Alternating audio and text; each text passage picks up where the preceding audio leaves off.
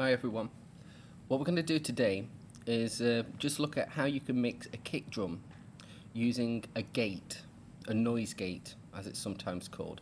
We're going to be using Logic Pro 9, and what I'll do first is I'll just play you the kick drum that we recorded in the studio, see what it sounds like.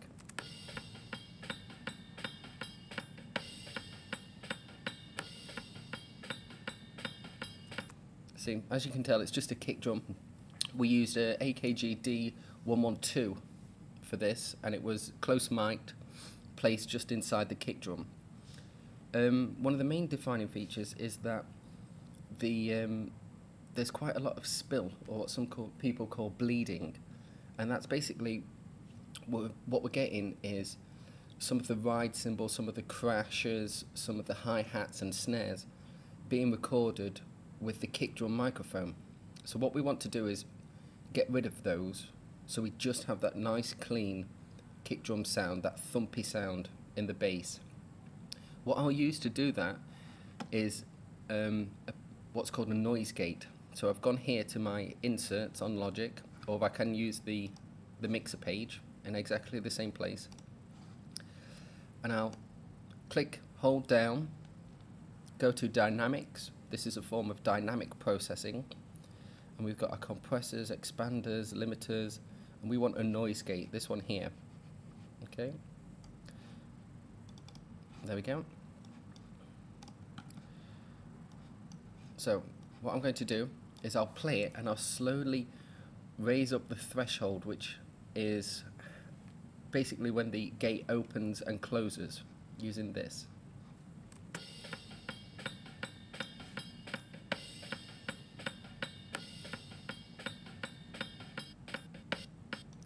As you can hear there, it's starting to cut off that background sound that we don't want.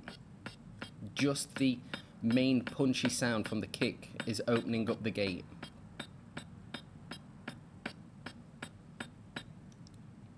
See, now it's completely cut it off altogether.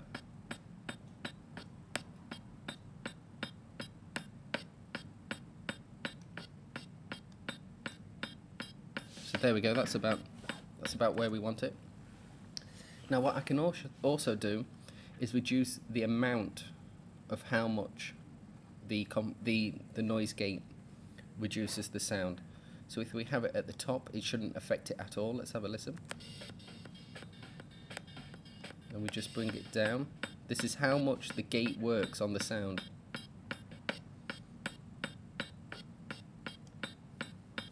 Okay. So that's sounding all right there. And then what we can do is, depending on the sound and the envelope, which is basically the shape of the sound, we can adjust these parameters here.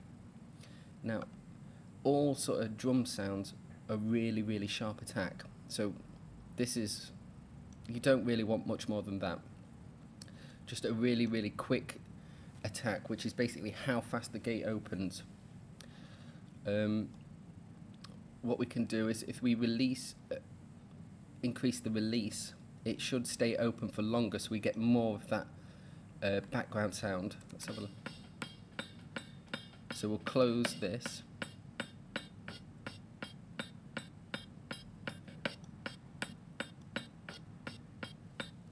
There we go. And what we can use here is we can use the basic EQ parameters to affect where the frequencies are that we want to cut off.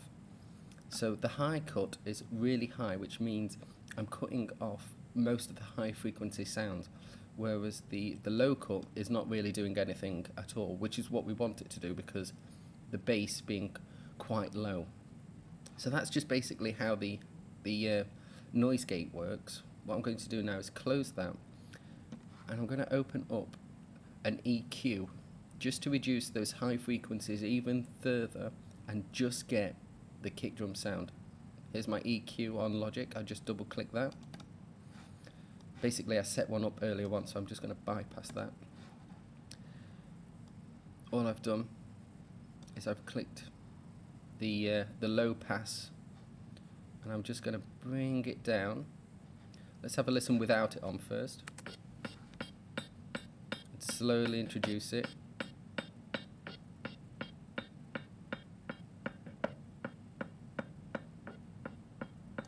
There we go. Bring this up. So there we go. We've taken all the high frequencies out. We've just got the kick sound, and then I'm going to introduce another form of dynamic processing called a compressor. So I'll click on that, and I've just used a preset, gone to drums, type R kick drum, and it's just a good starting point. I'm going to reduce this attack and the release, and let's have a listen with that. It just gives the sound more uniform, it's smoothed off, and it's basically just, we've got a much stronger level, okay? And that's about it. You can spend hours doing this, but that's just a basic example for some of the main parameters that you would probably use for mixing a kick drum sound.